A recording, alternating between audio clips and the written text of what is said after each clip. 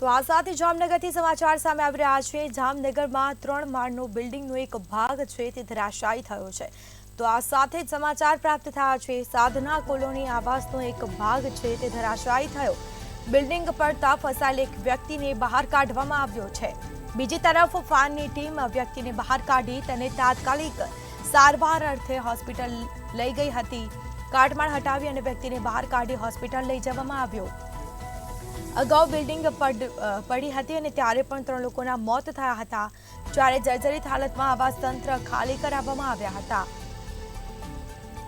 તો આ સાથે જ જામનગરમાં 3 માળનો બિલ્ડિંગનો એક ભાગ છે તે એકાએક ધરાશાયી થયો છે। સાધના કોલોની આવાસનો એક ભાગ ધરાશાયી થયો છે। બિલ્ડિંગ પડતા ફસાયેલ એક વ્યક્તિને બહાર પણ કાઢવામાં આવ્યો અને તેને તાત્કાલિક સારવાર અર્થે હોસ્પિટલ લઈ જવામાં આવ્યો હતો। તો અગાઉ પણ આવી ઘટના બની હતી અને જેમાં 3 લોકોના મોત નીપજ્યા હતા। તો જર્જરિત હાલતમાં આવાસ તંત્ર ખાલી કરાવવામાં આવ્યા હતા।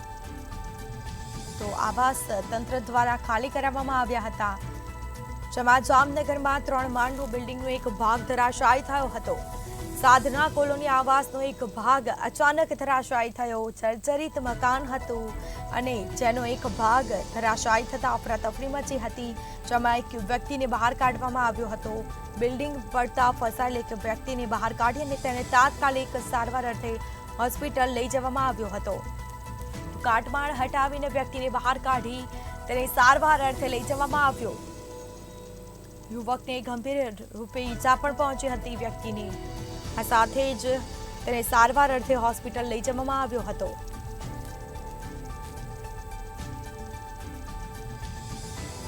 તો ફાયરની ટીમે વ્યક્તિને બહાર કાઢ્યો, જેમાં સીધા દ્રશ્યોમાં આપને બતાવી રહ્યા છે 3 માળનું આ બિલ્ડિંગ છે અને જેનો એકાએક ભાગ છે તે ધરાશાયી થયો હતો। જર્જરિત આ બિલ્ડિંગ છે અને તેનો અચાનક એક ભાગ ધરાશાયી થયો હતો। તો અગાઉ પણ બિલ્ડિંગ પડવાથી 3 લોકોના મોત થયા હતા।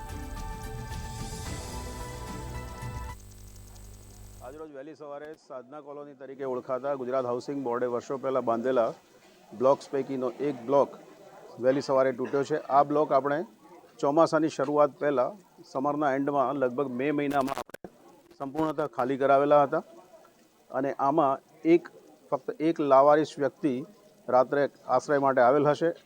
એ વ્યક્તિને ગંભીર ઇજાઓ થતાં અત્યારે હાલ જીજી હોસ્પિટલમાં દાખલ કરેલ છે। બાકીનો સમગ્ર બ્લોક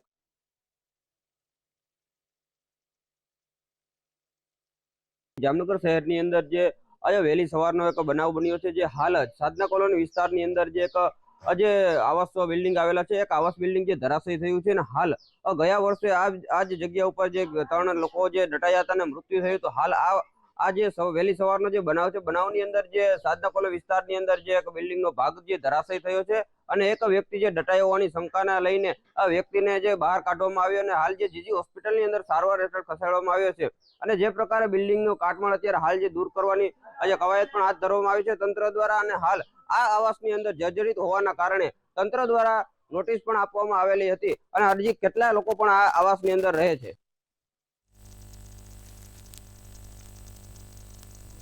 તો આ સાથે ફાયરની ટીમ પણ ઘટના સ્થળે પહોંચી હતી અને વ્યક્તિને બહાર કાઢવામાં આવ્યો। કાટમાળ હટાવી અને વ્યક્તિને બહાર કાઢી તાત્કાલિક સારવાર અર્થે હોસ્પિટલ લઈ જવામાં આવ્યો હતો।